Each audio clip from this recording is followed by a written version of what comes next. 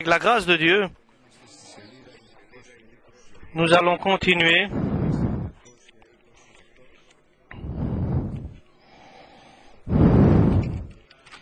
du livre de Saint Luc,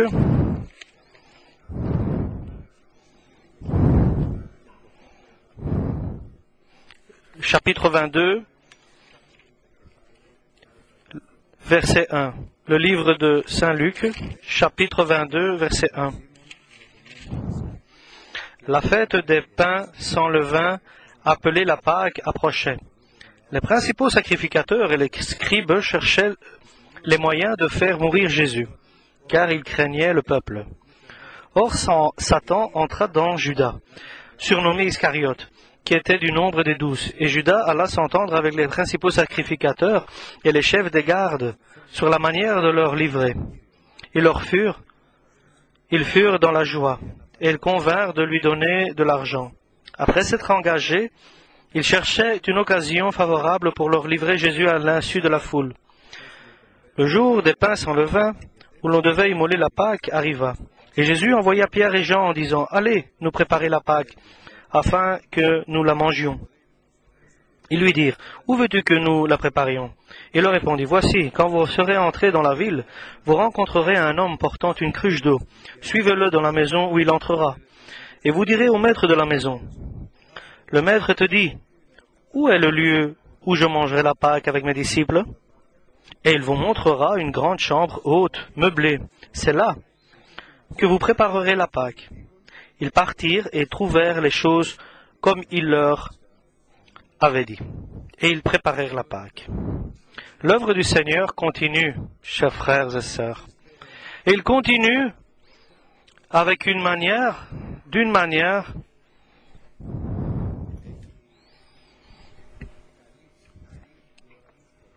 qui a couvert, dont l'obscurité a couvert la terre, l'humanité, et commence l'œuvre du péché, de ce qui a été prophétisé pour Jésus, et se révèle. Nous sommes mercredi, lorsque notre Seigneur veut préparer la Pâque pour le jeudi après-midi, là où va s'accomplir la dernière repas de notre Seigneur sur la terre.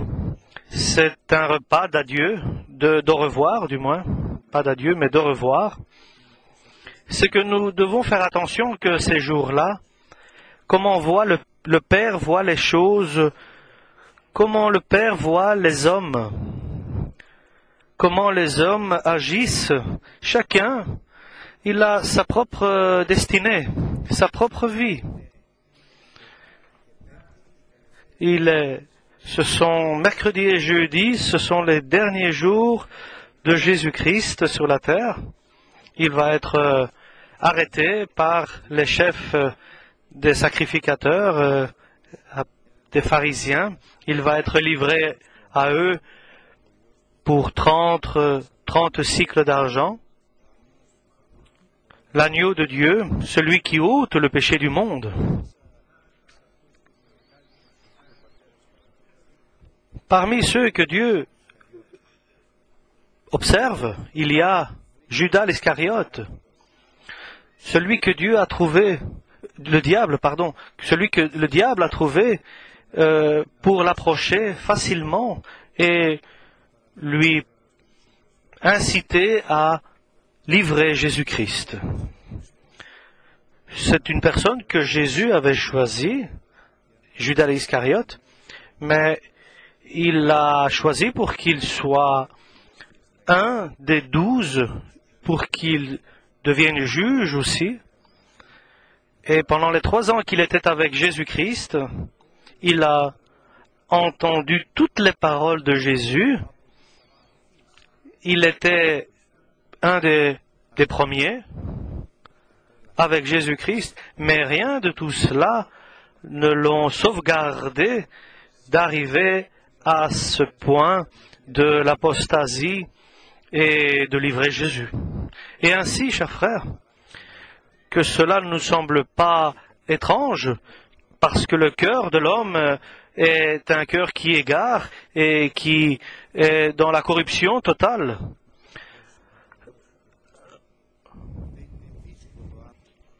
Ce n'est pas facile que l'homme renie Jésus. Tout commence par un péché qui était né dans le cœur. Et un péché est suffisant au diable pour égarer l'homme, pour le retirer complètement et l'envoyer dans le pire. Il avait l'argent, il gardait l'argent, il avait la charge de tenir les comptes des disciples. Et comment Dieu lui a donné cette charge? Comment il a eu confiance de lui donner cette charge de garder cet argent? Parce que Jésus ne faisait rien sans demander le Père. Il a eu confiance à cette personne parce qu'il était quelqu'un qui aimait l'argent, et c'est à cause de cela qu'il a trahi Jésus et qu'il a livré Jésus.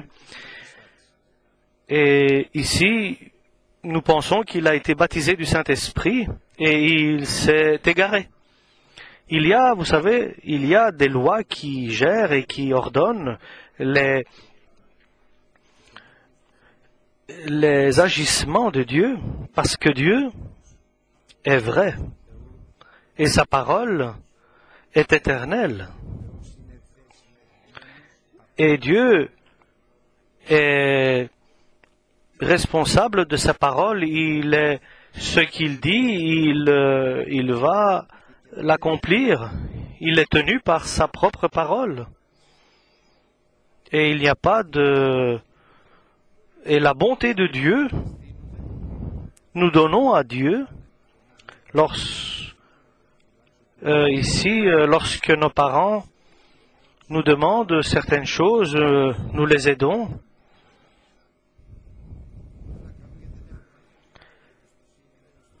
Parce que les hommes ici sur la terre n'ont pas confiance l'un aux autres. Les uns aux autres n'ont pas confiance. Et ne considérons pas que Jésus a confiance en nous, parce qu'il sait ce qu'il y a dans le cœur de chacun. Et c'est ça qui est le miracle, parce qu'il sait, et il n'a pas confiance. Mais aux anges, même aux anges, il trouve des défauts. Et pourtant, il sait et il nous certifie que chaque homme est menteur, et seulement Dieu est vrai, et il vient et il nous donne toutes choses sans rien au préalable, qu'il y ait quelque chose comme condition. Il ne met pas de condition. Celui qui croit en lui sera sauvé. Il ne dit pas tu croiras ou tu ne croiras pas. Celui qui va appeler Jésus-Christ sera sauvé. N'importe qui appelle le nom de Jésus sera sauvé. Nous remercions le Seigneur pour cela. Nous remercions Dieu pour son comportement et en face de l'homme qui est sans valeur. Nous remercions Dieu de son comportement vis-à-vis de l'homme. Et ici, le Seigneur prêchait et disait « Demandez et vous recevrez ». C'est peut-être que c'est Judas qui a demandé lui-même d'avoir la charge de garder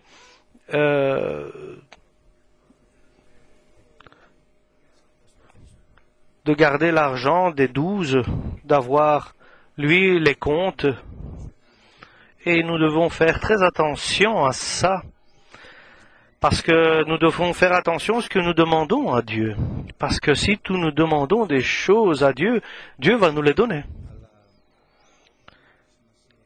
Mais ce qui est important, ce que nous demandons, est-ce que ce que Dieu le désire et le veut? Est-ce que cela...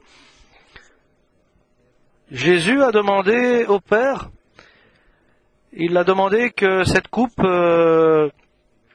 s'en aille de devant lui, et qu'ils ne la boivent pas, donc la coupe du calvaire. Et la parole nous dit,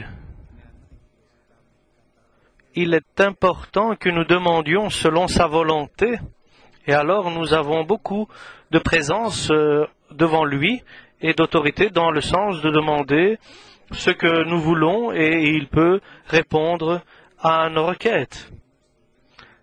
Nous savons que tout ce dans notre vie se fasse par la foi. Mais de quelle foi? La foi de la confiance à la parole sainte. Nous devons avoir confiance dans son amour. Nous devons avoir confiance à Jésus-Christ. Lorsque l'homme a confiance à l'amour parfait, et alors il peut demander ce qu'il a besoin. Parce que nous avons des pensées, nous avons des avis, nous avons été créés à son image. Nous avons des avis, des pensées. Mais que notre avis et notre pensée, notre désir vient d'un cœur qui est corruptible et qui nous égare et qui est dans ce cœur toujours plein de convoitises de ce monde. Et nous demandons des choses qui sont pour nous un danger et qui peut nous amener dans une totale destruction. Par la foi seulement nous pouvons comprendre et avoir de la compréhension dans notre cœur que ce qui nous intéresse, c'est la volonté de Dieu. Le bien et la volonté, le bien pour nous. Et ce qui plaît à Dieu est le parfait pour nous.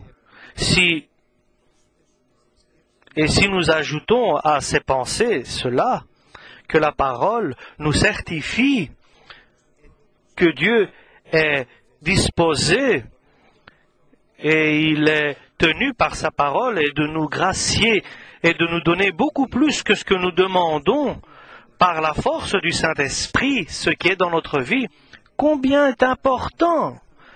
Et nous devons avoir confiance en vérité de tout notre cœur, la volonté de Dieu pour toutes choses. Et c'est tellement important. Judas donc est tombé dans le piège que notre Seigneur nous dit de faire attention. Et déchargez-vous de tout poids, de tout fardeau et de ce péché qui facilement vient sur nous. Et alors nous pouvons courir pour ce service et cette œuvre, ce travail que nous avons à faire. Et le Seigneur le désire que nous courions, que nous faisons un effort et que nous avancions sur le chemin que le Seigneur a préparé et que nous gardions notre foi.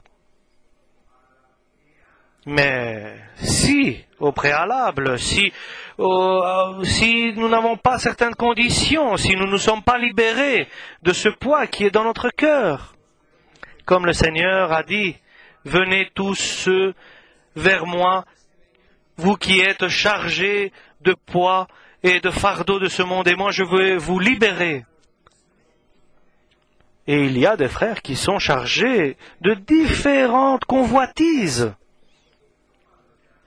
Je ne dis pas que c'est toujours des fardeaux de péché, mais si nous gardons dans notre cœur des convoitises mauvaises, ce n'est pas bien.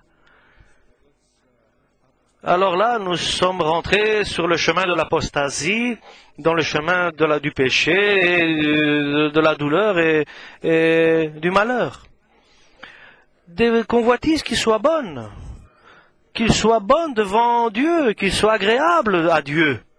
Mais nous devons être persuadés et certifiés que les volontés de Dieu ne sont pas les nôtres.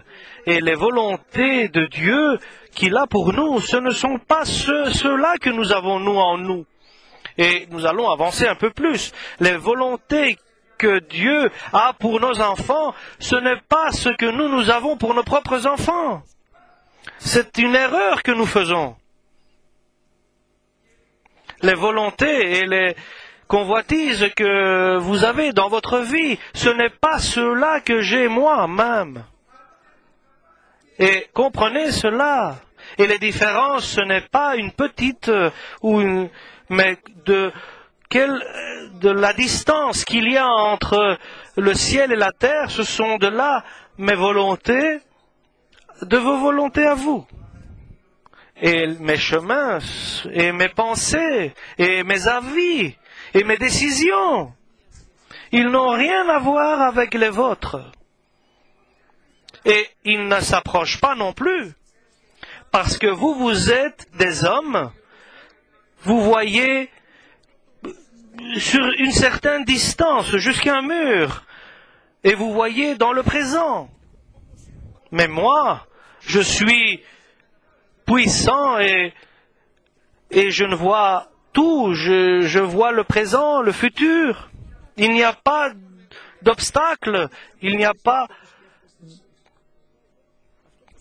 Et ce que moi je pense, nous dit Dieu, n'a rien à voir avec ce que vous pensez. Et pour vos femmes, pour vos maris, pour vos frères, pour l'Église, ça n'a aucune relation. Faites attention et priez et soyez éveillés et rejetez chaque fardeau, chaque poids et le péché qui facilement nous égare. Faites attention. Venez vers moi, tous ceux qui sont chargés de fardeau, et je vais vous libérer, nous dit le Seigneur. Entre dans ta chambre, dans ta voiture, et apporte ton poids devant le Seigneur, ton fardeau, par ta prière, reconnais-le, et dis-lui, confesse ton problème au Seigneur, et le Seigneur va te libérer, il va te garder, il va te sauvegarder de tes pensées par Jésus-Christ. Et comment je vais rejeter ce péché qui facilement ce péché qui m'égare et qui m'influence? Vous savez combien d'hommes parlent et me téléphonent et me disent: je sais que c'est un péché, mais je ne sais pas le rejeter, je ne sais pas abandonner ce péché. Je sais, je suis certain, je sais, je suis conscient que c'est un péché, mais je ne sais pas me corriger. Et ça, c'est un exemple. Celui qui joue aux cartes, il dit en lui-même: je ne jouerai plus. Il jure à sa femme, il jure à ses enfants, et le lendemain, le téléphone sonne, on lui demande de venir. Et il y va. Un autre, il a vu sa voisine. Que nous dit? Mais vous savez, frère, je vous dis cela parce que c'est la vérité. La voisine ou le voisin, je ne sais pas. Que vas-tu faire? Et que cela ne vous semble pas étrange. Tout est dans la vie. L'autre, il boit. Et je vais vous dire quelque chose. Je ne peux pas éviter de boire du Coca-Cola. Je ne peux pas arrêter de boire du Coca. Est-ce que tu ne peux pas arrêter de boire du Coca-Cola? Combien bois-tu? 2 litres par jour. 2 litres. Il se lève le matin et il boit du Coca. J'ai demandé, elle m'a dit, la pire de l'alcoolisme, c'est la bière et le Coca. C'est incroyable. Donc je dis, si tu bois du Coca, je vais exploser si je ne bois pas du Coca-Cola. Et c'est la vérité, chers frères. Et comment va-t-il se libérer, ce frère? Parce que le Coca, on peut l'appeler Coca-Cola, on peut l'appeler la bière, on peut l'appeler cocaïne ou hashish ou drogue, ou bien voisine, ou bien quelqu'un qui aime l'argent et qui est Et quelqu'un qui s'occupe que du dollar, s'il va augmenter ou il va diminuer, si...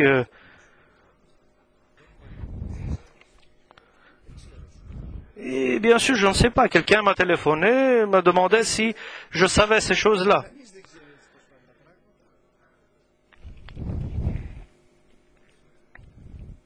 Et bien sûr, je me souviens, j'avais été à Calamos, une personne qui avait une taverne, nous allions manger là-bas, et il me disait, que dois-je jouer? Que dois-je jouer comme jeu de hasard? Ne me dis pas, que dois-je jouer? Est-ce que tu veux vraiment jouer quelque chose? Si tu as de l'argent, laisse la bourse. Est-ce que vous jouez, Georges? Non. Et il vendait ce qu'il avait pour acheter et bien sûr, pour faire partie de la bourse. Il prenait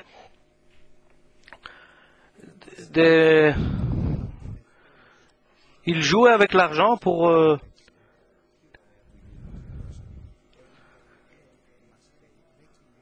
et ce qui nous entoure, c'est la cupidité, et il nous met, et nous ne pouvons pas sortir de là. Nous sommes à l'intérieur de la cupidité, et qui va nous libérer de cette cupidité? Qui va libérer notre cœur? Qui va libérer notre conscience? Est-ce qu'il y a un médicament? C'est le sang du Seigneur. Est-ce que le sang du Seigneur peut faire quelque chose? Mais à ceux qui le demandent.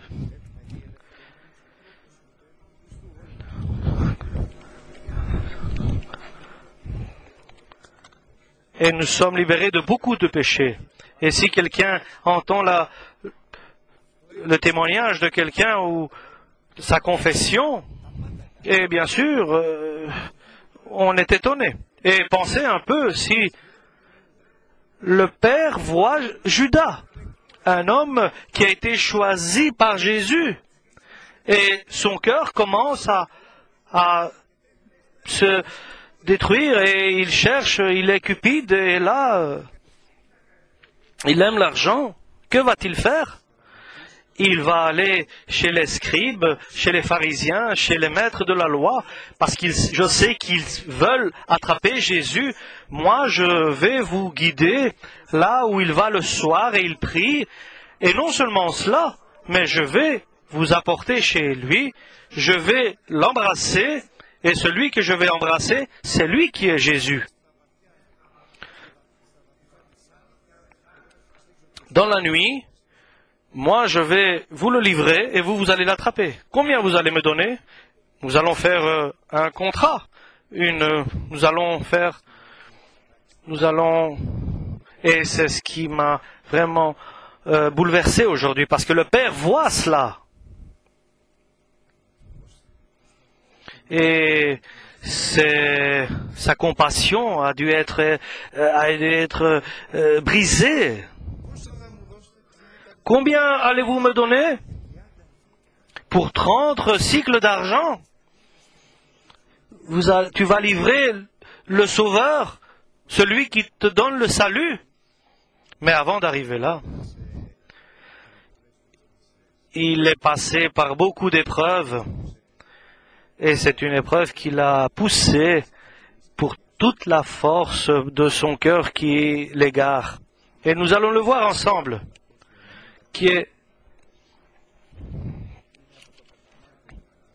C'est dans le livre de Saint Marc, chapitre 14.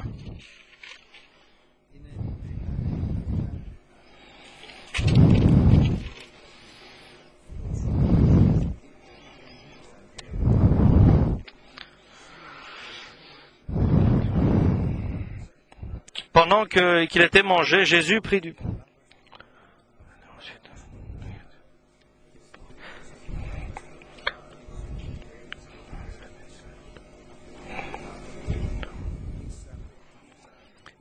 Et lorsque il était chez Simon le lépreux. Il y a une femme qui est entrée et qui a versé sur sa tête, un parfum. Et là, Judas a été s'est fâché, s'est mis en colère, parce qu'il disait que ce parfum aurait pu être vendu et donné aux pauvres. Mais pour que nous arrivions, chers frères, quelqu'un à l'accomplissement du péché, le diable trouve le moyen de le persuader, de le guider, et encore de transformer la volonté de Dieu, de changer la volonté de Dieu, de le faire qu'il comprend différemment de ce qu'il doit comprendre. Et ça, c'est une œuvre exceptionnelle que fait cette femme qui verse ce parfum sur sa tête c'était une femme qui avait beaucoup d'amour et de reconnaissance en Jésus-Christ. Nous allons voir, parce que ce phénomène a déjà été refait, nous allons le revoir. Au début de son ministère, lorsque c'est Maria de Magdala qui est venue, et en plus, et le dimanche,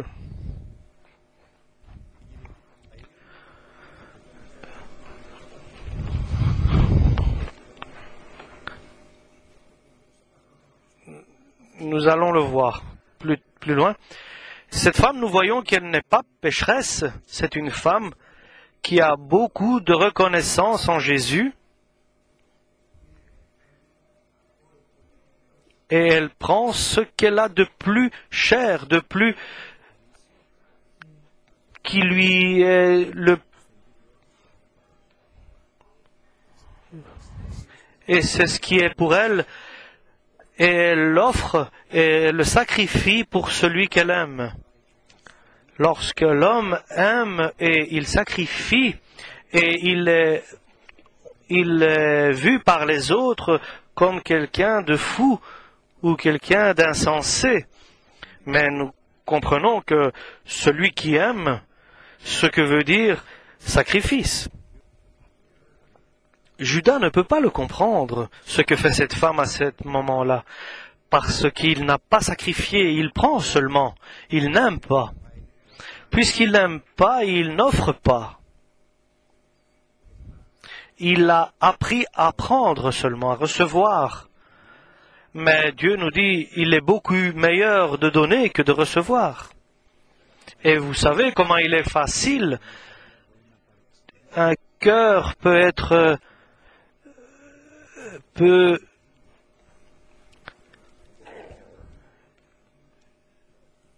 se mettre en contradiction avec un frère qui donne. Mais ici, le Seigneur ne corrige pas les frères, ceux qui offrent. Et Jésus a dit, laissez cette femme. Pourquoi vous la mettez vous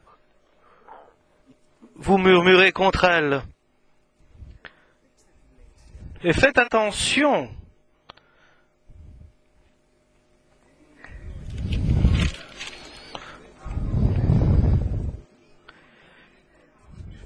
Et ne la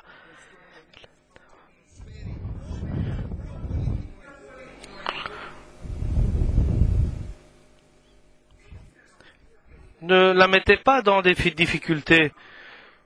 Ne la faites pas de reproches. Mais elle aurait pu le garder pour les pauvres.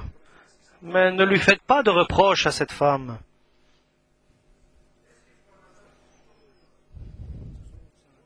Ne faites pas de la peine à cette femme. Et quelqu'un est venu, il m'a dit, tu sais, ceux-là, ils ont beaucoup d'argent, ils ne donnent pas. Et tu es certain? Oui, ils ne donnent jamais, je suis certain. Et tu sais combien de fois, moi, ils m'ont donné pour l'église? Et il a ravalé sa langue. Et ne jugeons pas selon ce que tu vois.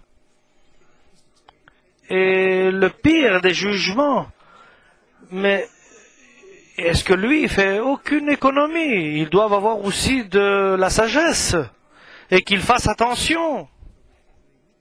Et notre Seigneur ne lui met pas de la peine à celui qui offre et que personne ne voit. Ne lui fais pas de reproches, ne murmure pas contre lui. C'est moi qui collabore avec lui. Regarde ton portefeuille, ton cœur, et laisse les autres agir. Ne jugez pas, parce que vous serez jugés.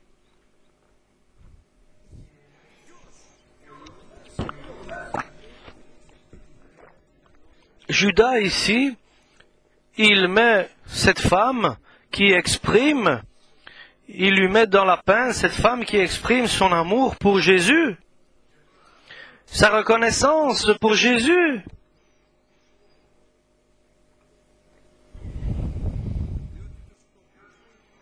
Parce que le Seigneur nous dit, les pauvres, vous les aurez toujours avec vous.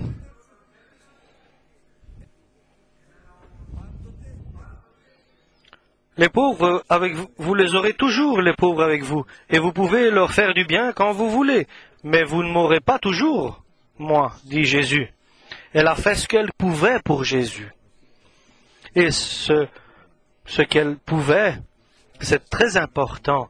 C'est ce qu'il exprime un agissement, une œuvre, c'est qu'elle avait.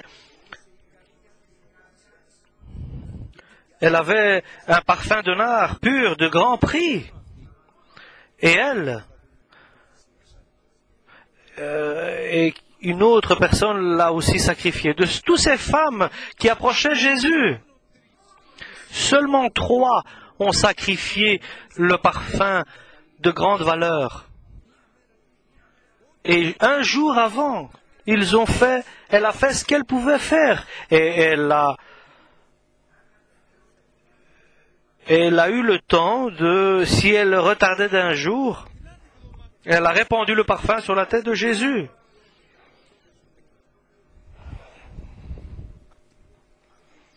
Mais elle a eu le temps de verser le corps de Jésus pour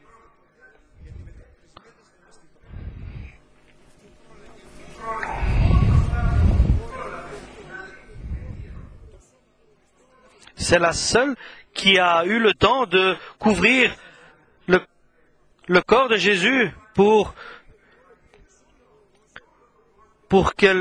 qu'il soit mis dans le tombeau. Et ce qu'elle a fait, ce qu'elle a pu d'avance pour embaumer mon corps, pour la sépulture. Je vous le dis en vérité, partout où la bonne nouvelle sera prêchée dans le monde entier, on racontera aussi en mémoire de cette femme ce qu'elle a fait. Et nous allons rendre visite une femme, une sœur qui est difficile dans sa santé et qui n'a pas une bonne santé. Et nous sommes allés un jour avant et le lendemain elle est morte. Et moi je ne suis pas allé la voir. Et combien est-il important, si tu sais ce qui est bien et tu ne le fais pas, c'est un péché. Et combien de péchés comme cela j'ai fait. Je sais ce que je dois faire et je ne le fais pas. Et je ne le dis pas pour juger et condamner ma personne, parce que je sais que nous sommes tous passés par des fautes pareilles.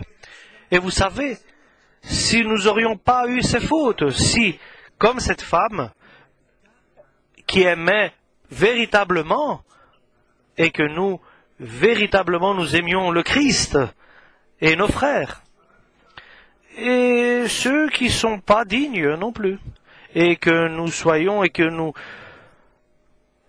puissions arriver à temps. Mais je voudrais qu'on aille.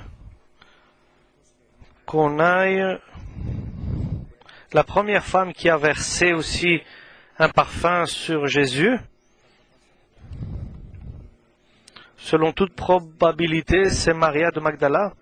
C'est au livre de Luc, au chapitre 7 et verset 36.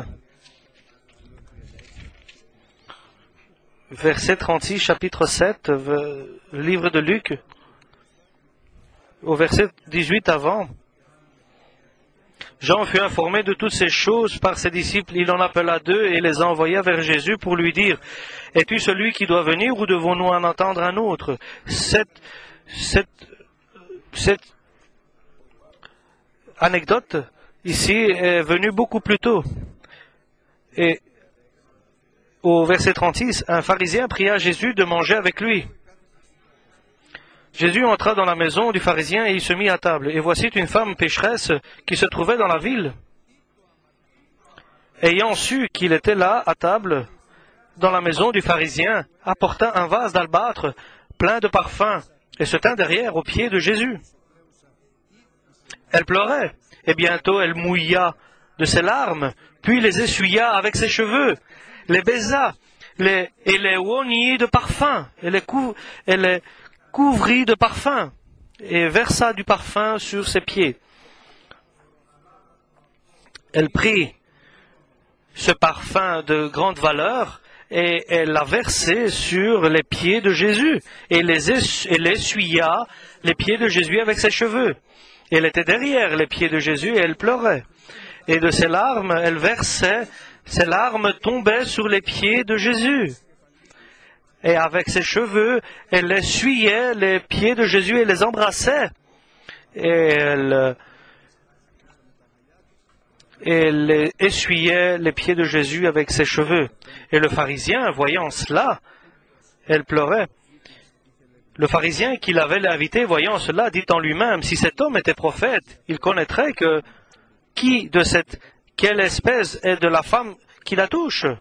Il connaîtrait que c'est une pécheresse. Ici, nous voyons que l'homme juge ce que cette femme a offert.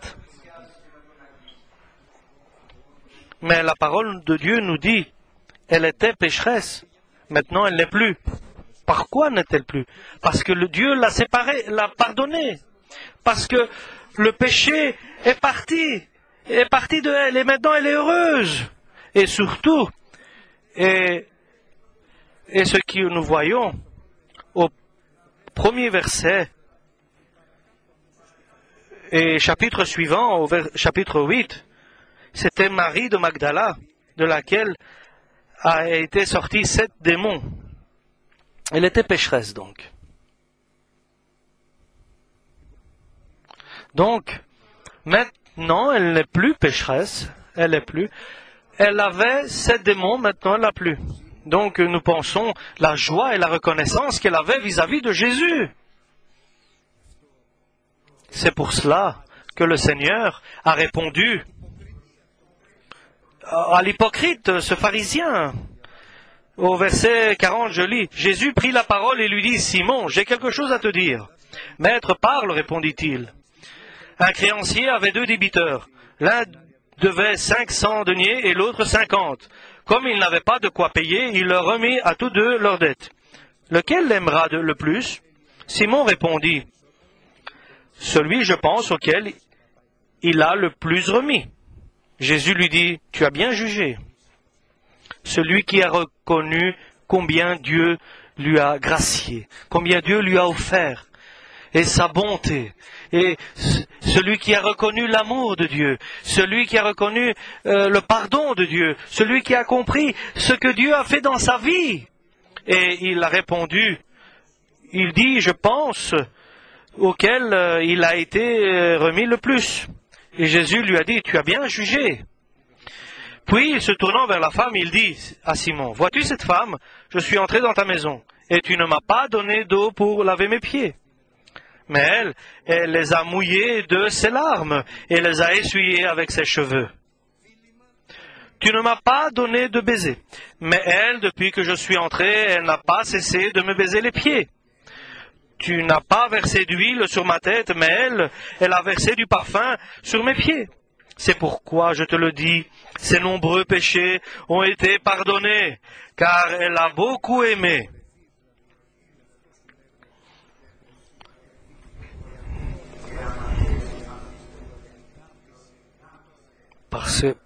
Parce qu'elle a aimé beaucoup, énormément. Mais celui à qui on pardonne peu, aime peu. Et il dit à la femme, tes péchés sont pardonnés. Et ceux qui étaient à table avec lui se mirent à dire en eux-mêmes, qui est celui qui pardonne les péchés? Mais Jésus dit à la femme, ta foi t'a sauvée, va en paix. Et ça, c'est la première situation, une femme pécheresse, laquelle a exprimé avec son offrande sa reconnaissance à Dieu. Nous allons lire plus tard, plus loin, une femme que un jour avant que Dieu soit arrêté, elle a exprimé son amour, mais pas de la même manière que cette femme l'a exprimé. Nous allons le voir, la différence. C'est Marie de Magdala, d'abord, qui était derrière et qui pleurait, derrière les pieds de Jésus, et avec ses larmes, elle lavait les pieds de Jésus, et avec ses cheveux, elle a essuyé les pieds de Jésus, et après, elle embrassait les pieds de Jésus. Cette femme, qui était pécheresse, qu'est-ce qu'elle a fait? Je lis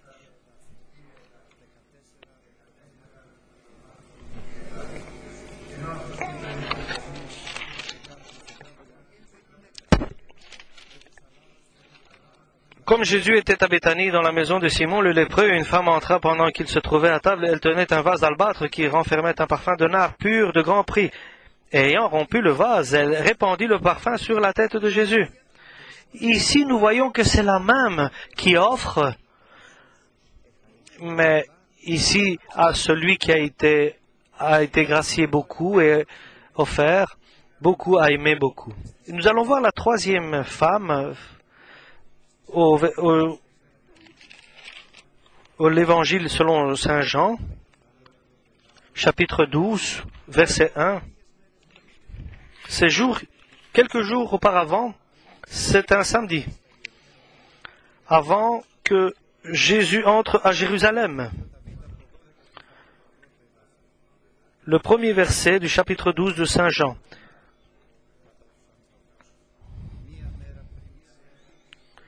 Un jour avant que Jésus entre glorieux dans Jérusalem et que les personnes criaient Hosanna, bienvenue à celui qui vient de la part de Dieu. 6 jours avant la Pâque, Jésus arriva à Béthanie où était Lazare qui avait été mort et qu'il avait ressuscité des morts, là où on lui fit un souper. Marthe servait. Et Lazare était un de ceux qui se trouvaient à table avec lui. Marie, ayant pris une livre d'un parfum de nard pur, de grand prix, c'est Marie qui, lorsque Marie était assise aux pieds de Jésus et écoutait ses paroles, et Marthe, sa sœur, elle s'est fâchée parce qu'elle était occupée au service de la maison, mais elle n'aimait pas autant Jésus que Marie. Et elle disait à Jésus, cela ne te dérange pas, ne te fait rien que Marie me laisse toute seule au service de la maison. Et Jésus lui a dit, tu t'occupes et tu te soucies de beaucoup de choses, mais une chose est la plus importante.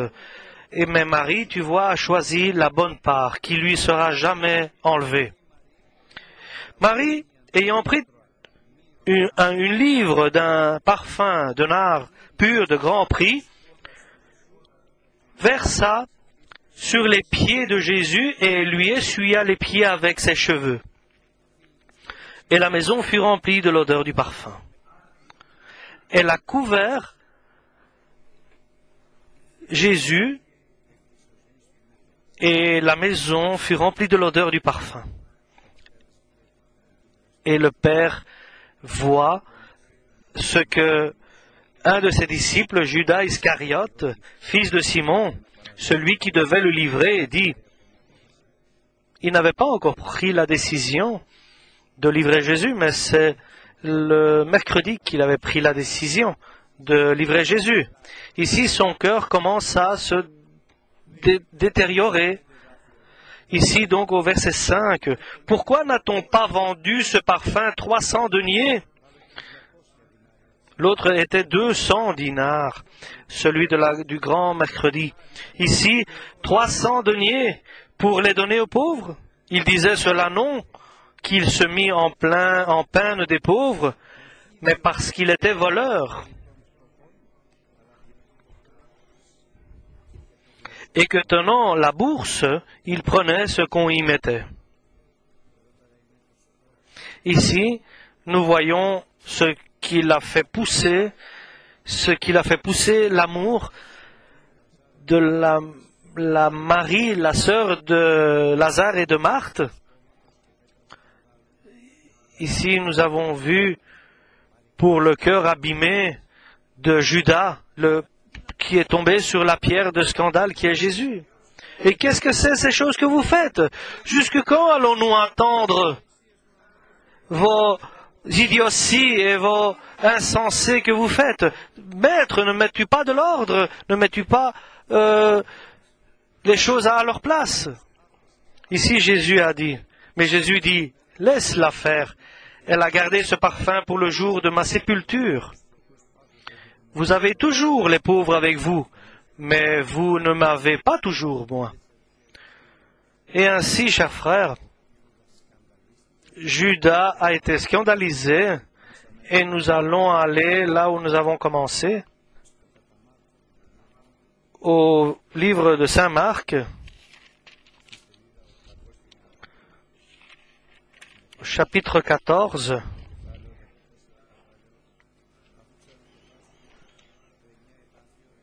Le verset 9,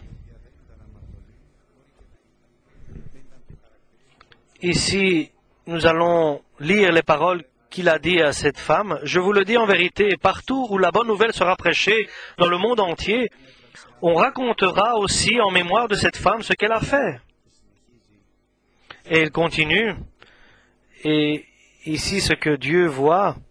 Et alors, Judas Iscariote, l'un des 12, alla vers les principaux sacrificateurs afin de leur livrer Jésus. Après l'avoir entendu, ils furent dans la joie et promirent de lui donner de l'argent. Et Judas cherchait une occasion favorable pour le livrer.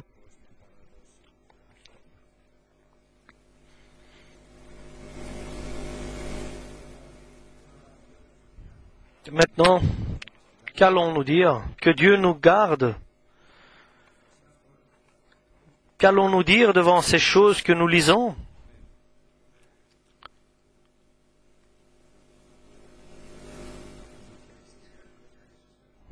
Que le Seigneur corrige nos cœurs, qu'il nous prépare notre cœur, et soyons plus attentifs. Et surtout, ne jugeons pas les autres. Nous ne savons pas comment le Seigneur a agi dans le cœur. Nous ne devons pas juger pour le grand amour qu'ils ont pour le Seigneur ou pour leur grand péché. Ne jugeons personne et examinons notre propre place, notre propre personne, notre propre position et disons, Seigneur, fasse que nous soyons meilleurs. Peut-être tu es bon, mais le Seigneur peut t'améliorer. Peut-être tu es meilleur, mais le Seigneur peut encore te faire meilleur. Mais vous voyez que le bon et le meilleur, si nous examinons par rapport aux autres, et alors, l'Écriture nous dit, nous sommes insensés. Nous sommes insensés en faisant cela. Nous allons examiner le meilleur et le bon par rapport à Jésus. Nous allons nous comparer avec Jésus. Et c'est le Seigneur qui nous donne cette sagesse d'examiner notre propre visage, d'examiner notre propre vie,